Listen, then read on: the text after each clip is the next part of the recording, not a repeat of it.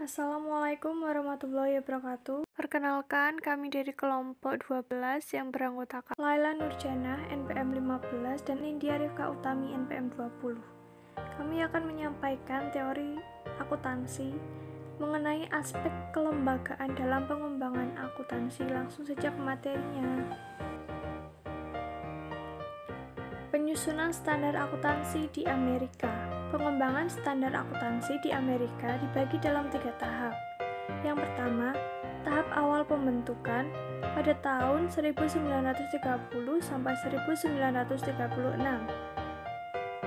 Yang kedua, pada tahap periode setelah Perang Dunia, yaitu pada tahun 1946 sampai 1959.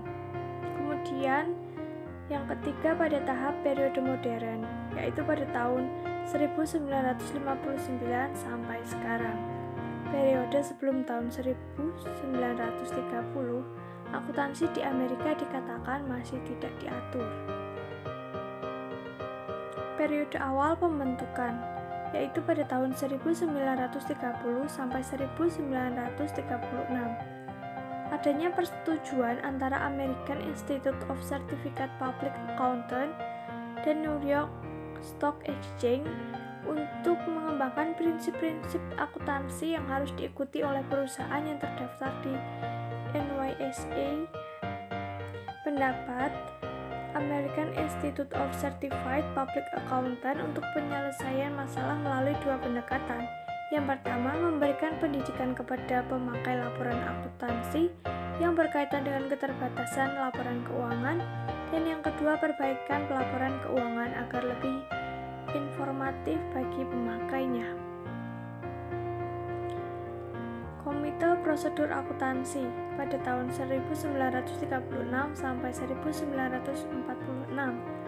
Pada tahun 1936 dibentuk Komite on Accounting Producer atau CAP oleh AECPA yang beranggotakan 21 orang. CAP bertujuan mengembangkan prinsip-prinsip akuntansi yang komprehensif sebagai petunjuk umum pemecah masalah praktek khusus. Kontribusi penting CAP yaitu 1. Keseragaman praktek akuntansi secara signifikan mengalami perbaikan, dan yang kedua, kebijakan akuntansi yang dibuat hanya untuk sektor swasta saja. Kemudian periode setelah Perang Dunia pada tahun 1946 sampai 1959.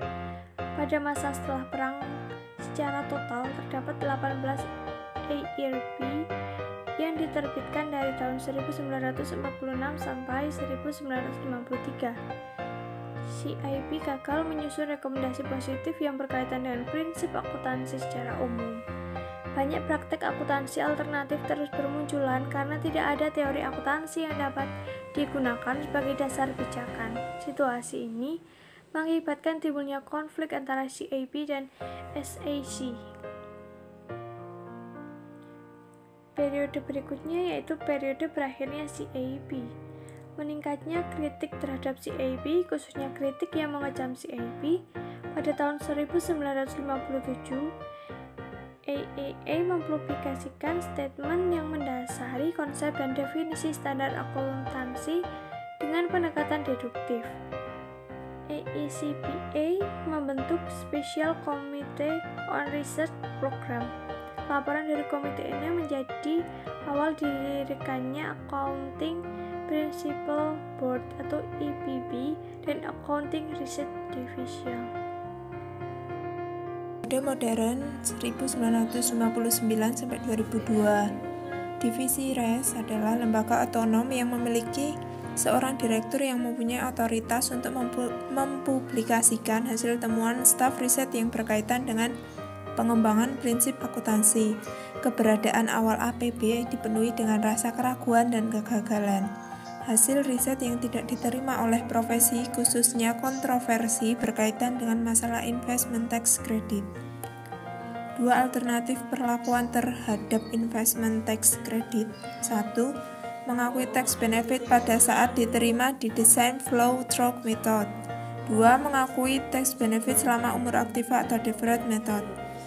APB tidak merekomendasikan untuk melakukan penelitian, tetapi langsung mengakui deferred method sehingga menimbulkan pertentangan dan kritik-kritik terhadap APB.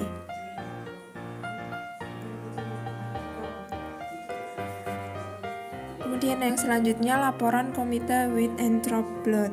Laporan Komite White pengembangan standar akuntansi. Rekomendasi komite ini: 1. Pembentukan Financial Accounting Foundation. Yang kedua, pembentukan FASB. Yang ketiga, pembentukan Financial Accounting Standard Advisory Council. Kemudian yang selanjutnya, mekanisme operasional FASB. Struktur FASB berubah pada tahun 1977 hasil dari rekomendasi struktur Committee of the Financial Accounting Foundation. Tugas FAF adalah mengangkat Board of Trustees kemudian mengangkat FASB, menandai kegiatan board dan berperan sebagai pengawas. FASAC diangkat oleh Board of Trustees dan bertugas memberikan nasihat kepada FAS berkaitan dengan rencana proyek, prioritas agenda dan pengangkatan task force serta isu teknis lainnya. Yang selanjutnya, periode setelah skandal akuntansi pada tahun 2002 sampai sekarang. Yang pertama, aturan dalam Sarbanes-Oxley Act 2002, Sarbanes-Oxley Public Company Accounting Reform and Investor Protect Act atau SOA disetujui dan disahkan oleh US Congress tahun 2002.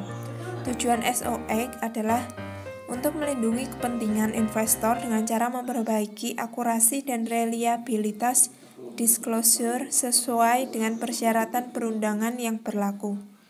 B. The Public Company Accountability Oversight Board atau PCAOB merupakan organisasi nirlaba swasta terdiri dari 5 anggota dan maksimal 2 diantaranya adalah anggota yang bersertifikat akuntan publik. Misi PCAOB untuk melindungi kepentingan investor dan kepentingan publik dengan cara mengawasi auditor perusahaan publik dalam menyajikan laporan audit. Yang selanjutnya, standar akuntansi global. A. The IASC Foundation beranggotakan 19 trustees bertanggung jawab.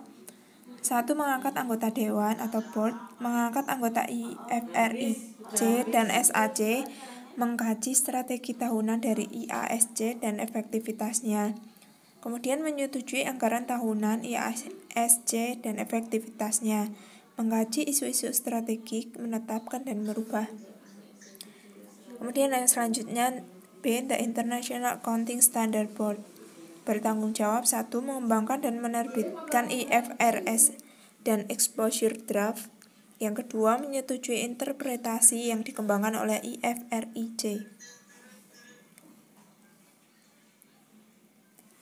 Yang C. International Financial Reporting Interpretation Committee IFRIC bertanggung jawab 1. Menginterpretasikan penerapan dan memberikan acuan isu-isu pelaporan keuangan yang tidak dibahas khusus dalam IFRS, mempublikasikan draft interpretasi untuk mendapat tanggapan dari masyarakat, dan yang ketiga, melaporkan kepada Dewan dan mendapatkan persetujuan Dewan untuk finan interpretasi.